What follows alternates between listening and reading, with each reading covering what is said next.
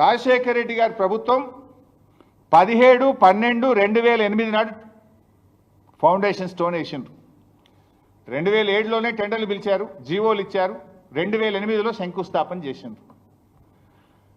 4 ఏళ్లలో పూర్తవుతుంది. 4 ఏళ్లలోనే ప్రాణహిత సేవల్లో పూర్తి చేస్తామన్నారు.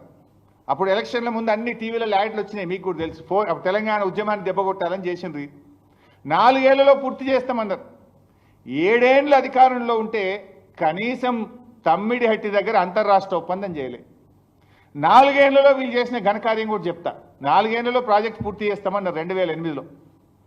2012 నాటికి వీళ్ళు చేసిన పని ఏంటంటే సర్వే అండ్ మొబిలైజేషన్ అడ్వాన్స్ల పేరు మీద కాంట్రాక్టర్లకు ఇచ్చిన అడ్వాన్సులు, పని చేయకుండానే ఇచ్చిన అడ్వాన్సులు 1426 కోట్లు.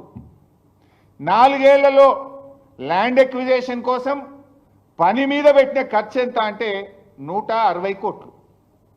చేసిన పని భూసేకరణకు కానీ చేసిన పని 160 కోట్లు.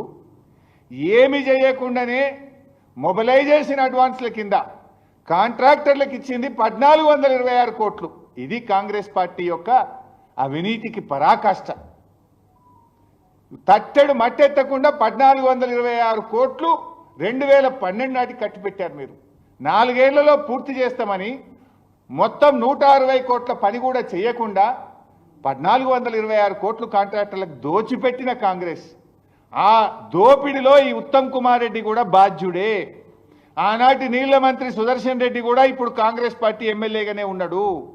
ఇది కాంగ్రెస్ దోపిడి.